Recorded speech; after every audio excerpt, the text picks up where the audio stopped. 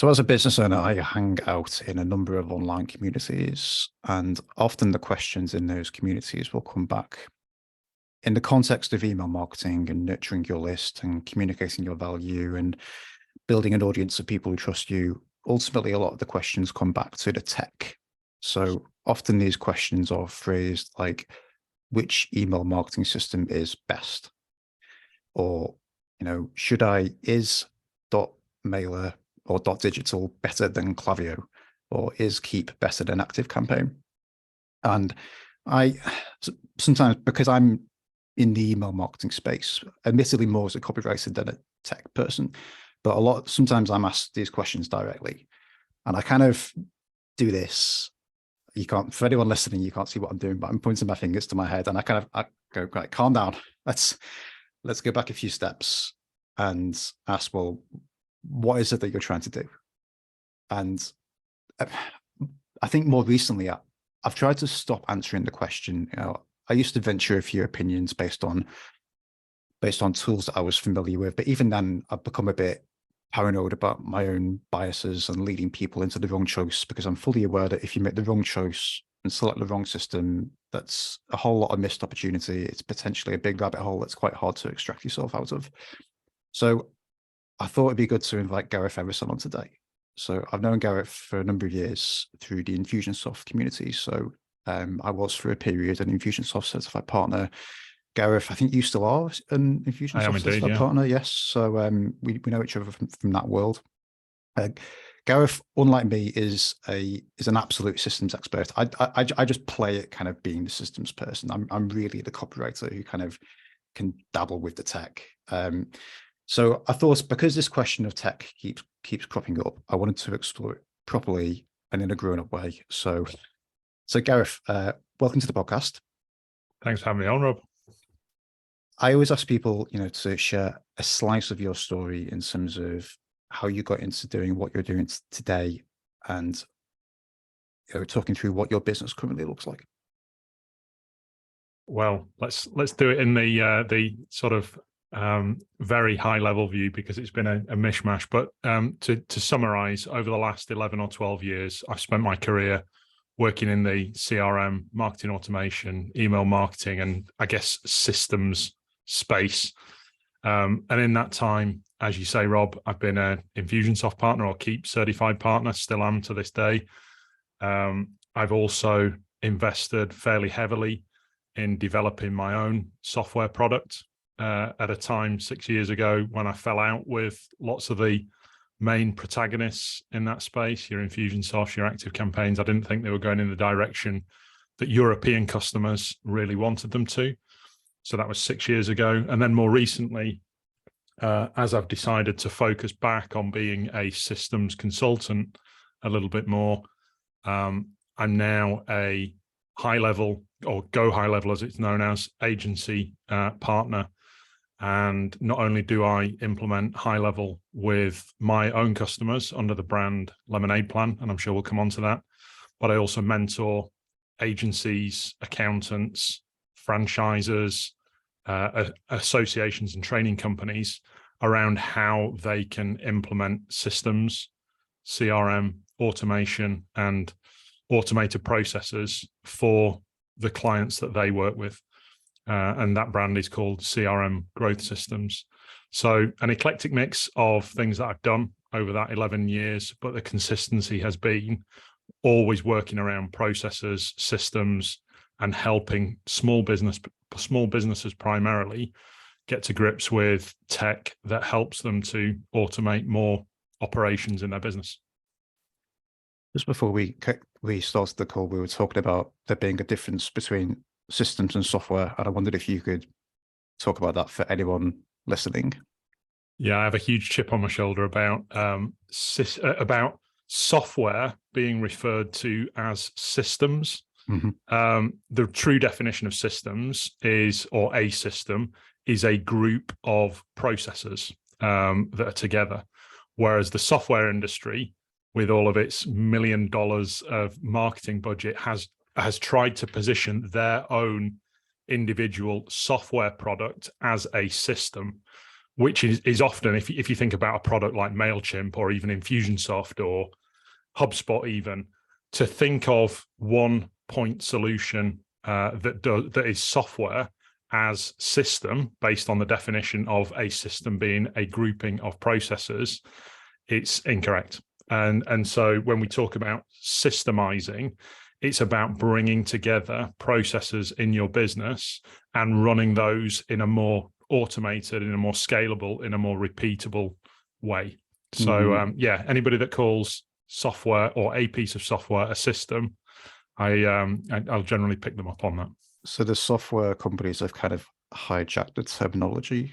I think so. Yeah. Big PR budgets. They've hijacked that terminology, thinking that, let's say for argument's sake, when they're selling MailChimp, that is your system for marketing communications, and it's really not. It's really not. It's a tool that does email marketing. It's more like a hammer, whereas the hammer in itself isn't going to build you a wall or fix a picture to the wall. That's going to require a system for actually using it. Yeah, it's a really good analogy. Really good analogy. Good. I will try to watch my terminology then during the rest of this call. So if someone approached you and asked you the type of question that I gave in the beginning, which email marketing software do you think is best? How would you respond to that, or how would you kind of deconstruct that question? I think I'd want to break it down into what are they looking to systemize? What processes in their business are they looking to make more effective? It's all very well having, to use your analogy, the best hammer in the business, but if you haven't got a clue what you're doing with that hammer, what DIY project looks like, and my DIY generally looks like that in my own home. If you don't have a clue what the purpose of that is going to be, then it's pointless being able to say one email marketing point solution. And in terms of getting businesses to think about what those processes might be, they need to think about those 8 core customer processes in the business that are summarized in my methodology, Lemonade Plan. And it's an acronym. I love an acronym, Rob. I don't know if it's appropriate to cover each step just now, or So your book is called Lemonade Plan, and right. Lemonade, each letter stands for a system that people need to think about when they're planning this whole enterprise. So what does each letter stand for? Yeah, so if we think about a business and its systems, you've got the acquisition and the delivery systems. You've then got the delight system. So there's 3 core sales and marketing systems that you think about in your business: how you acquire, how you deliver the work, and then off the back of it, how that delight that a customer should have is recognized. So what are they doing with that? And then the processes that sit within those 3 systems make up Lemonade, the acronym. So L is all about leads, how you generate those leads and how you capture them into your CRM. It's probably going to be a CRM in this day and age, some sort of digital format, capturing them via web forms, via phone calls that come in, via some sort of opt-in into your business. So that's the L, the leads. Then, as you and I know, Rob, because we both have worked in this industry for such a long time, getting a lead doesn't mean that lead is going to automatically turn into a customer of their own volition. What we need to do with them is educate them around taking that next step with them. That might be email marketing. It might be some direct mail, which is very close to your and my heart. It might be media like this, podcasts or videos. Could be a book. Could be a book, indeed. Yeah, absolutely. But that's all part of the education process. Could be an event. What's that? Yeah, it could be an event. Yeah, absolutely. Yeah. Absolutely. Then most service businesses, which is who I work with, probably want to have some form of sales appointment with a client, and that's the M stage, the meeting. Mm-hmm. So how do we build a lead up towards being interested enough to book some time with you in your diary and take that meeting? That's the M of Lemonade. Then if all that's gone well, and you feel that there's a mutual benefit to working together, you're probably going to make them an offer to work with you. That's the O. So how do we make them a compelling offer that's profitable for you, that's valuable for them, and that's going to lead to them becoming the N, a new client. And when they do, and this is where, and I use the analogy about fizz in lemonade, this is where most of the fizz disappears from a lead becoming a client. You've done all of your work to attract them, to nurture them, to educate them through that process, and to wow them. And when they become a new client, they're at the highest peak of their delight in wanting to work with you. And yet, as soon as they buy, most businesses will just kind of switch off and move on to the next opportunity, or the experience that somebody has having spent money with you kind of falls off a cliff. And to use the lemonade analogy, that's where a lot of the fizz disappears. So the new client process is all about welcoming them on board and keeping that same level of delight and expectation and enthusiasm in the process as you start to work with them. I was thinking that actually for a lot of agencies, sometimes you might have different people selling the project that are then onboarding the clients. So you don't have it's like the client has sold the dream, and then as soon as they sign on the dotted line, it gets shunted down to a more junior member of staff. Isn't that absolutely classic? Isn't that absolutely classic? There's then a complete mismatch, not only of the tone of voice of who they're working with, but also the experience that they're having. And to use your example then of it being an agency, which is a setting that both of us know, it actually can involve quite a lot of work for the new client to come on board. They're sharing the brand assets, they're helping them with their tone of voice, that kind of thing. Yep. It's a real disconnect in that experience for a new client. So N is all about the new client. If you onboard them well, then the A is all about add-on services. How do you upsell or cross-sell other different services that you perhaps recognized in the sales process, but you haven't explored with the initial offer? So that's all about the A. How do you maximize the value of that relationship, not only for you, but also for them as well? D, unfortunately, lemonade is spelt this way, and the D is towards the end. D is all about the delivery. It should probably come before the A, but how do you deliver that project and properly fulfill all of the expectations that client had when they signed up? And then E, finally, is where we all want to get to, and that's about receiving endorsements for your work. Endorsements being reviews, referrals, testimonials, that kind of thing. So that's lemonade, and it's those 8 core customer processes. Most agencies are focused on the L and generating leads for their clients. Most solopreneur businesses or micro businesses are very much focused on those first 3 or 4 steps from lead through to making an offer or signing up the client. But if you're not getting the reviews, the referrals, the testimonials, and the endorsements that you really want in your business, I'd challenge you to think that you're probably missing a couple of processes along the way, and where the fizz is disappearing. That what your expectation of them as a client is that they'll give you positive reviews and referrals and all of that kind of thing. And if all of that's missing, it's probably because you've missed some key parts of those processes along the way. I have a couple of comments. One is that I think the marketing service industry focuses on the leads part because most clients think they have a leads problem, when actually the problem might be in the onboarding, it might be in the fizz, it might be in the retention, it might be somewhere else. But it's easier to assume that the problem is external rather than internal. So I think consequently, a lot of the marketing industry probably caters to the leads. It's easier to sell. It's easier to sell Facebook ads projects than it is to sell an email marketing sequence. That's just my experience. It's where most small businesses think they've got a problem, right?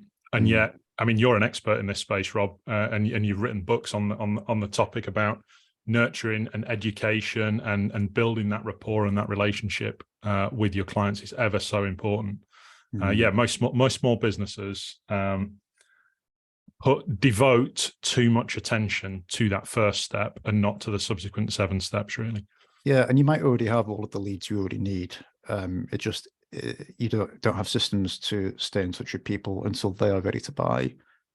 Like I previously described this as being like in your business, you have a you have a buying list and a waiting list. And the buying list are the people who are ready right now. We focus a lot of our effort onto those people, but then you need systems to cater to the waiting list. Yeah. And actually the waiting list is going to be much bigger for most businesses, unless you have a very specific business like a locksmith or something where it's very much catering to people who are locked out of their cart right now. The number of people who might be ready to buy one day is usually bigger. So often you actually have enough leads, especially if you look back at everyone who's become a lead over the last few years. It's like, well, what actually happened to those leads? And yeah, often, I'd probably phrase that slightly tighter. You had enough leads, probably, rather than saying have enough leads, because somebody that was a lead 3 or 6 months ago, if you then follow up with them 6 or 9 months later for the first time, they probably don't even remember you or don't care that you've got in touch so late down the line. So in actual fact, they were a lead, but they are no longer.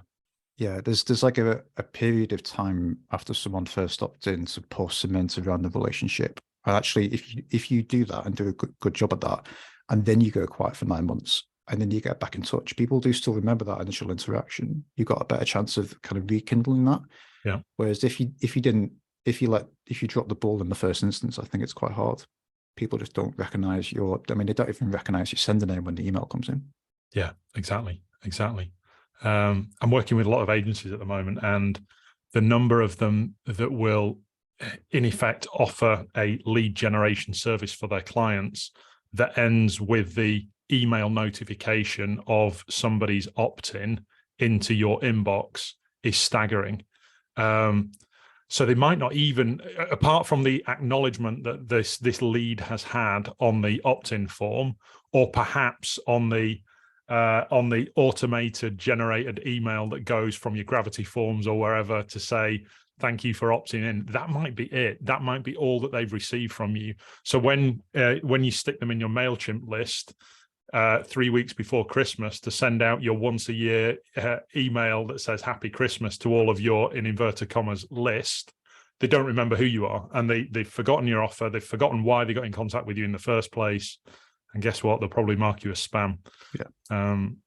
Well, it's not a list, is it? Like, it feeds into this idea of the list size being, almost like a vanity metric, and it doesn't actually stack up, because it really comes down to the engaged list size, like how many people have actually engaged with an email in a sort of recent time frame. What is that number? How many have opted in? Yeah. Like, I used to have a client that had a list size of about 100,000, but actually they talked about this quite publicly. And then when we got into it, there were only 21,000 that were opted in. And of the 21,000, there were, say, 13 or 14,000 who were kind of engaged. They actually had a flame score. I guess what we got from that was that was still big enough to do whatever they wanted to do and launch all the products that they wanted to launch, but they didn't have a list size of 100,000 contacts. Of course it wasn't. And their perception is probably, oh no, our leads are drying up. We had 100,000. We need to generate, let's say for argument's sake, 10 or 20,000 every year to replenish that list. And in actual fact, they probably really don't. It's probably a tiny fraction of that, of new leads that they need to bring in, fresh leads that they need to bring in to present their offer to them. Yeah, it was like they viewed it as new blood. Which is a terrible way to look at contacts coming into your email list, as new blood. It's like, you're going to need a lot of new blood if that's how you're going to treat contacts. And essentially what they did was they bombarded the list, and they were only focused on the buying audience, not the waiting audience. They had no real interest in nurturing the waiting audience. So it was nag, and they'd send sort of 5 emails a day. And for some people in the buying audience, they bought. But I think they drove away a much bigger number of people, which created a lot of pressure on the lead side to keep adding new people in, when I don't think they actually needed to do that. Yeah, it sounds like they're in hungry zombie mode, the new blood concept.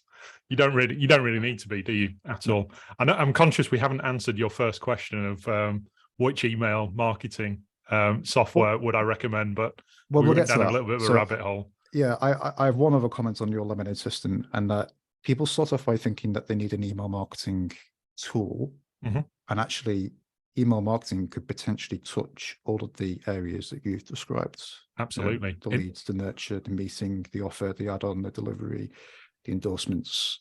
It touches all of these things, and it means that you start off thinking that the project is, this big, as in quite small, and actually you realize that it's 10 times bigger, but potentially a lot more valuable. Yeah. Potentially, or that you're starting with the wrong question in the first place. Instead of which email marketing software should I buy, what the question that you should probably be asking is, based on my processes that I have, my sales and marketing processes that I want to manage, which CRM sits best in the hub in order to be able to manage those other sub processes of being able to communicate and do email marketing. Yeah. How can I make my offers? Is it on a web page? Is it in quotes? Is it over a meeting and a handshake? How am I meeting with those people in the first place? Am I meeting online like we're doing now on Zoom? Is it a face-to-face invitation? Am I going out and perhaps doing a quotation with them in their home? There's all sorts of different factors that go into it. But if you start with the question of which email marketing communication software should I be using, you're probably asking the wrong question in the first place. You should be thinking about the hub of the wheel, which is your CRM product. So CRM, could you define that? I mean, that presumably is a customer database that kind of sits at the heart of this, like a memory almost. Yeah, exactly. That's a really good analogy for it, a memory. But to use your phrase about the buying and the waiting lists, it's a place where you can manage not only all of your customer information or your lead information, your contacts that are on there, a contacts list, but also be able to segment them based on where they're at. How recently did they opt in? Are they in buying mode? Are they in waiting mode? Are they an existing client, a past client, or a lead or a prospect?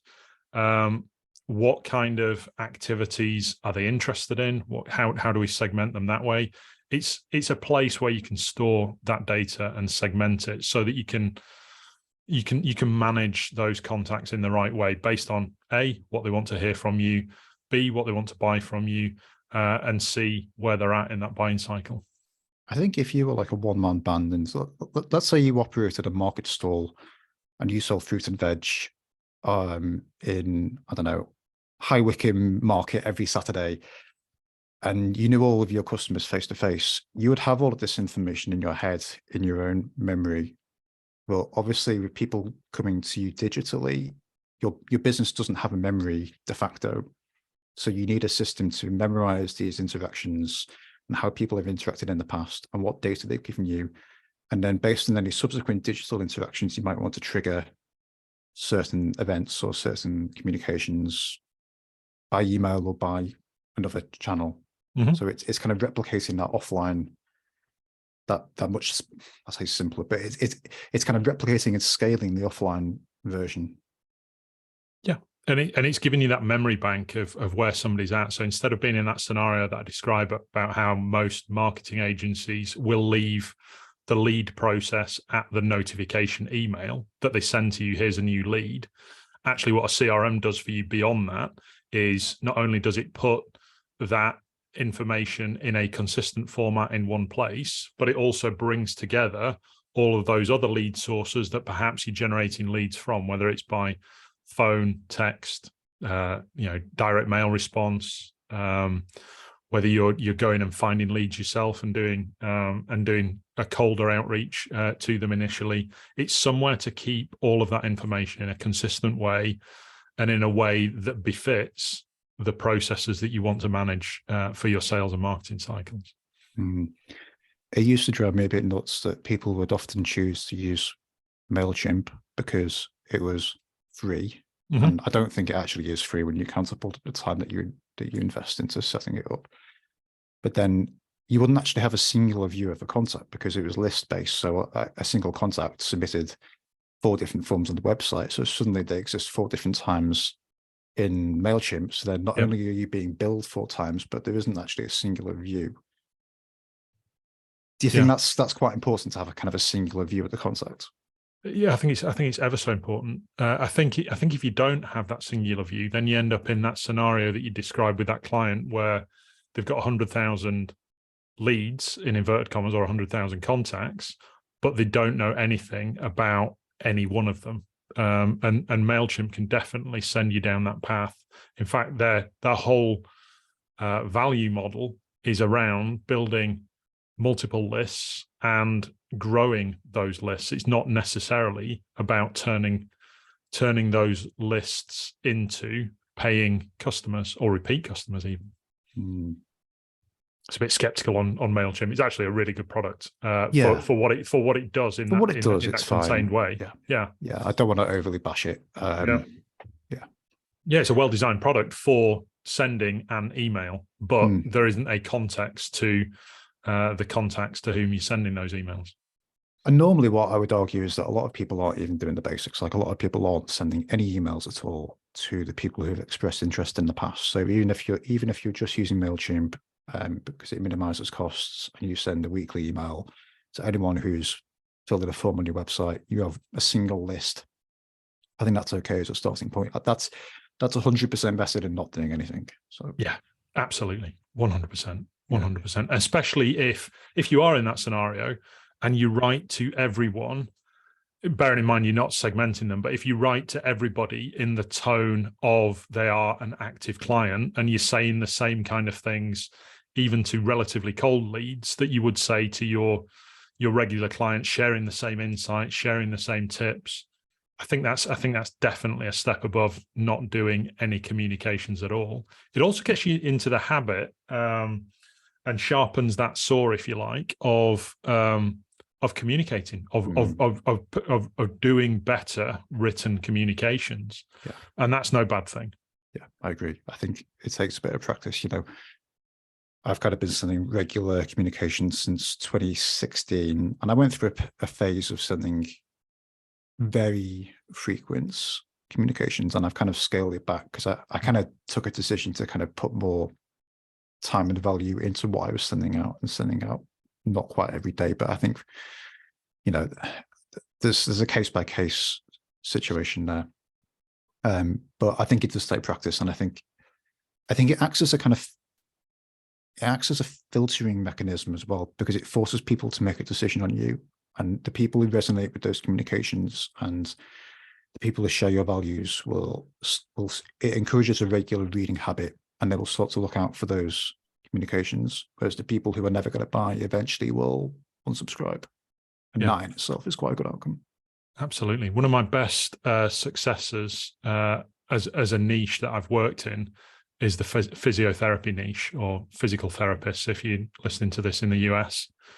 And you and I are both amateur athletes, aren't we, Rob? And when we get a little niggle or back pain or knee pain or ankle pain or something like that, I've got so many niggles at the moment. I bet you have. You're freakish running barefoot, which of course is healthier for you, isn't it, Rob? But anyway, that's a side topic. But physios who do marketing communications really well recognize that people like you and I, when we get a niggle or a pain, will actively look for solutions online for exercises or for strategies for removing that pain.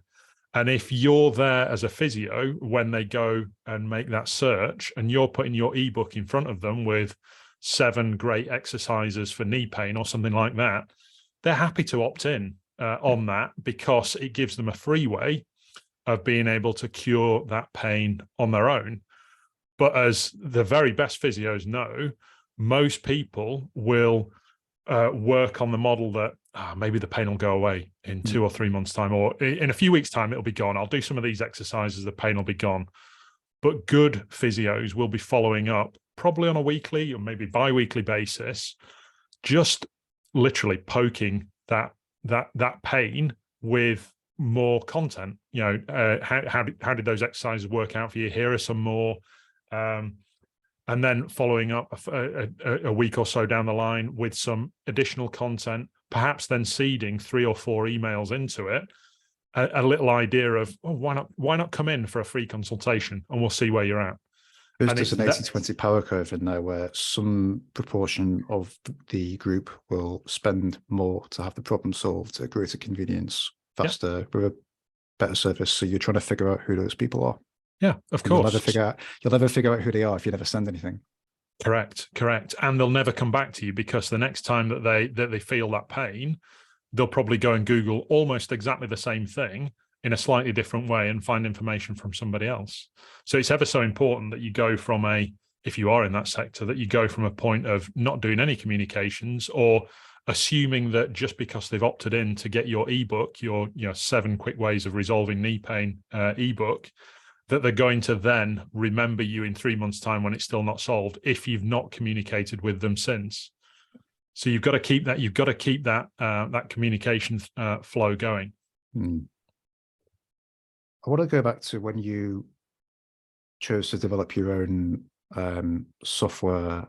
So that system integrated to Xero, was that a requirement? So in terms of people having like the CRM system as the kind of memory piece of the business, is there an argument that some of the memory in terms of what people have bought in the past might exist in other places, might exist in the accounting system, for instance? Yeah. And maybe there are some integration questions that people need to think about when selecting a system. Yeah, so I had a theory 6 years ago that the next step for small businesses in terms of using software to manage those systems and processes in their business was that they'd want to bring together how they did sales and marketing, managed by a CRM, but also sending out email marketing, direct mail, that kind of thing. So that would be a CRM, sales and marketing, but they'd also want to tie that together very closely with their bookkeeping and accounting and their financial reports, so that they could see the effect that those sales were having. Were they profitable? That kind of thing. And I started Connectably with a view that it would be the first CRM and marketing automation software on the market that worked in so many different ways with Xero, and joined up those two pieces of software so that you could see really transparently what the effects of your sales and marketing were, and which activities were genuinely profitable, that kind of thing. There are other people doing this. I used to work for a company called ProspectSoft, and they integrated to Access Dimensions as one. I think they've actually been bought by Access now. But they integrated to like Sage 50, Access Dimensions, Iris Exchequer, and it was with the idea that if you had stock in that system or stock levels and you wanted to make that information available, or you got information in a product file that you want to make available to a customer-facing team, and it kind of pulled the information from the accounting system through to the CRM system. So I don't think it's a completely new idea.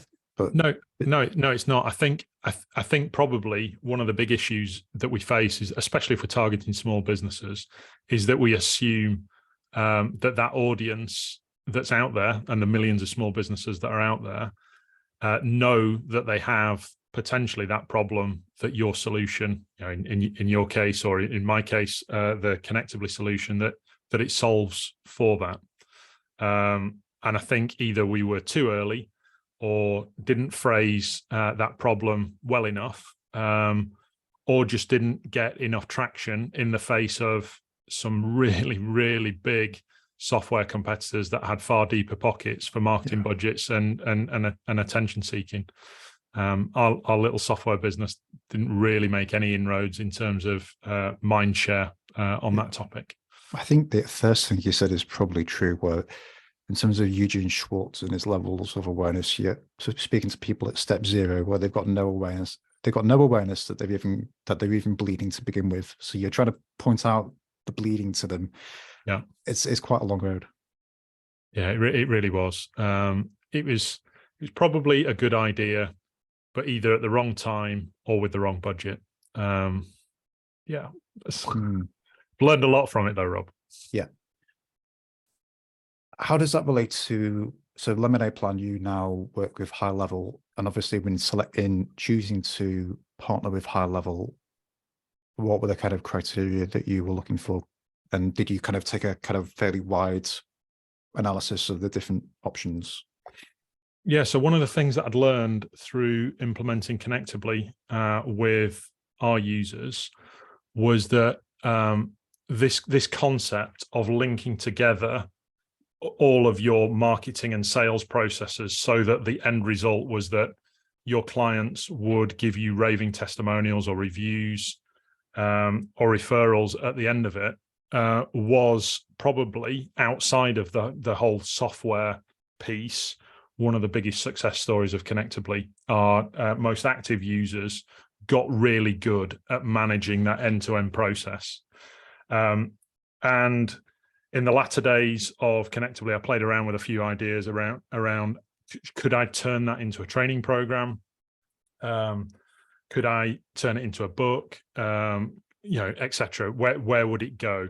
I knew that the software product was likely to come to an end. I was looking at alternative. I'm a software person. I'm a tech person who loves having conversations with business owners about how they can improve their business processes, especially around sales, marketing, and sort of customer success.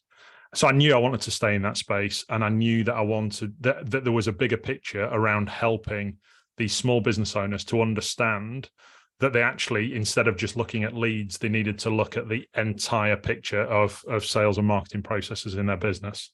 And I played around with a few acronyms, but Lemonade seemed to be the most fun and most engaging. And so the brand Lemonade Plan came to fruition, started as a book idea, which still hasn't been published, and is now sort of a website concept and a software product on the back of it. Why I liked High Level as a software partner for it is that I knew in terms of managing those 8 processes, leads through to endorsements, that High Level would be able to manage, or components of High Level would be able to manage all of those key components within it, which was great. Because not only could I train business owners on understanding those 8 processes, but give them out of the box, if you like, the chassis that they needed to be able to systemize those 8 processes in their business. Obviously, the words that they would send out in their communication would be very different by client, but it gave them a basis on which to build.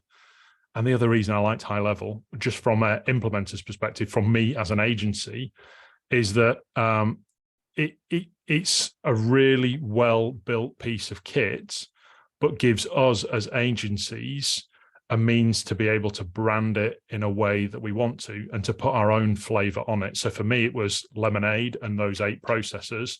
For others, it's about serving a particular niche or presenting things in their own particular way.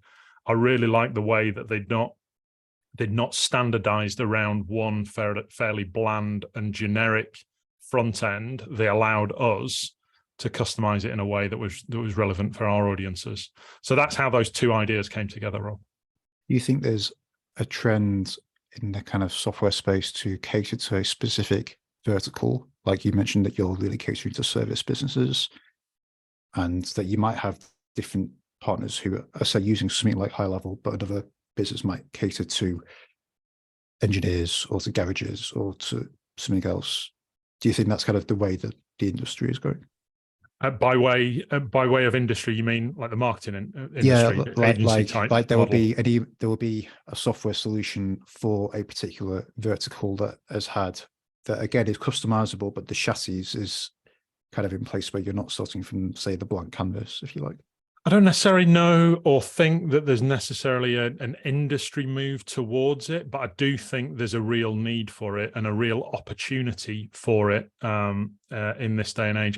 I actually think, and I hate to talk about COVID, but I think the way that COVID impacted the economy and the way that we want to work and our relationship with working on big agency teams versus perhaps being a freelancer that's focused on, or solopreneur, call it what you like, that's focused on a specific audience, really lends itself very well to targeting specific niches, or if not a particular niche, then a specific problem. So whilst Lemonade Plan caters for service-based businesses that have longer decision cycles or non-immediate decision cycles for their customers to buy, there are other agencies in the High Level space that are a lot more focused on a particular niche, be it plumbers, be it builders, be it marketing agencies themselves. It does lend itself very, very well to do that, because as well as the underlying chassis and the software that's in there, you can then add another layer that comes with each account that you launch. They call it snapshots, where it has everything from web content through to email content through to text message templates, a whole gamut of things that you can basically launch when somebody buys your software subscription. That gets loaded into their account right from the start. So I think that lends itself very well in their space for a niche audience, but comes at the right time as we are facing a marketing agency economy that's being very disrupted by teams not staying together, by the growth of marketing freelancers, through the interest in people working more flexibly, whether that's flexibly, lifestyle-wise, or flexibly client-base-wise. The last thing I want to talk about is, I think there's someone investing in an email marketing tool or CRM system. I think there's potentially a factor of intimidation where people sometimes select the simpler and probably incorrect tool because they are maybe correctly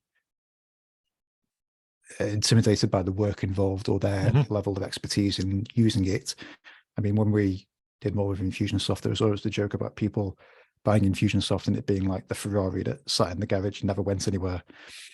Do you, in terms of this like lemonade plan, do you think there's scope in terms of prioritizing? Well, where is your first problem that you're going to solve, and solving that first, but then building a system in a way where you're not limited to solving that problem, that you can expand it to the other areas? Yeah, just to address your first point, the scenario of people being confused or put off by experiences that they've had in the past around a CRM or an email marketing software that's maybe not done what they expected it to do when they hit buy on the web page of whatever it was that they were buying. They were expecting to give their card details and then for it to be set and forget for their business, which is absolutely, as you and I know through having worked with clients, it's not what happens. There's a lot more work involved in that. I do think actually, and maybe this scenario is changing. I do think that most marketing agencies, if we think about them particularly, I do think that there are very, very few that are out there that will happily pin their colours to the mast and say, for our clients, we're going to recommend this as a solution, and be really confident with that. You speak to marketing agency owners who will say that either they don't recommend software for their clients because they don't want to support it, or they're at the other end of the spectrum and are pulling their hair out because they're supporting hundreds of different apps for different clients that they've worked with. They're not making any money in terms of referral fees. That's all going to big software companies in subscription revenues, and they're just dead frustrated. It's difficult to support with stretched teams. It's hard to find expertise who can understand what Pipedrive does versus what Keep does versus what ActiveCampaign does, for example. They've got clients that perhaps want to use HubSpot because somebody's told them that it's the best thing since sliced bread, but that only applies to maybe 2% of their entire client base. The rest of them can't afford it. And so they're in this challenging scenario of, well, what do we recommend? Do we recommend something or not? So I think there's definitely a marketing agency perspective around why the end business user is frustrated at having bought a CRM or an email marketing service because they've felt like they've had to do it themselves, but then haven't had the training or the knowledge or the insight in order to make the best use of it. And so one of the goals of writing the Lemonade Plan book is to give these business owners a blueprint, if you like, of things to consider before you buy a CRM, before you buy an email marketing piece of software. What do you need to think about in your business to manage those 8 processes effectively? Once you've got the answers to those questions and you know what those processes then should look like, and it's at that point that we then choose the software that's going to manage those processes for you. I think the problem comes from lack of awareness and lack of knowledge on the small business owners' part, but also a lack of appetite by marketing agencies, probably over the last decade, as this software market has ballooned, to really stick their colours to the mast and say, we're going to implement this with you. Yeah, I think it's not even just saying we're going to implement it with you. It's that we're going to kind of help you build a body of documentation that documents your processes as they are outside of the software. Yeah, you're amazing at this, Rob. Because then that's going to, like, if the software vanished tomorrow, what would you actually be left with? Yeah, yeah. You're very diligent in that space. Like, with exception to most people that play in this marketplace. At most, some people will put notes in the CRM or the marketing software itself, but I think your answer to that solves that problem of, well, what happens if you decide to not use that software anymore? What happens if they suddenly get bought out by, as MailChimp did, by Intuit or somebody massive like that, and all of a sudden change, not that MailChimp have, but maybe change their model overnight? Yeah, I mean, just a quick comment because we're running out of time, but like I have a couple of levels of documentation. One is in Lucidchart, another is in Airtable, with more detail going into Airtable. And then I currently use ActiveCampaign, but that is more the mechanism of how that is then implemented. Yeah, nobody's perfect, Rob. No, I mean, do you have some equivalents of that? Would you recommend doing something like that? So not right now, I don't have, but the book is going to be the first part of that. So being able to help people to understand what those processes are that they need to build. And then I'm weighing up options at the moment as to whether it's some sort of membership portal where they can draft what those are for themselves in a similar way to your Airtable Lucidchart model, or to be more prescriptive and have, say, a page within their software that shows them the full breakdown based on a consultative discussion of what we're going to implement by way of those processes in that business. They all have their benefits and drawbacks, don't they? Yeah, I agree. So when is the book going to be published, and where can people find you online, and how can people stay in touch? Let me answer that second question first. They can find me and register for the book at lemonadeplan.com/book. And I think I've made the wording on there generic enough that I'm not committed to a specific date for launch for that. But if you want to register your details, as I say, at lemonadeplan.com/book, I'll get you a copy of that when it comes out. I'll even cover the costs of the postage and packing, just for your patience of registering now. If you are in the agency space, you've got a waiting market there, not a buying market, I think. I've got a waiting market. Yeah, absolutely. Yeah, I'm definitely in that space. Have you noticed that I've failed to answer your second question of when's it coming out? I don't know as yet. Okay. If you're in the agency space, then go check out crmgrowthsystems.com. And that's my offering around mentoring agency, franchise, accountancy, business coaches, associations, to set up that kind of systemization for your end clients using the knowledge that I built up over the last 11 or 12 years to help shape and structure a program by which you can really help your clients to do it properly. So that's crmgrowthsystems.com for that. Okay. I'll make sure those are in the show notes. Thanks, Rob. Great. Thanks for coming on. Thanks for having me, Rob. It's been Cheers, fun. Gareth.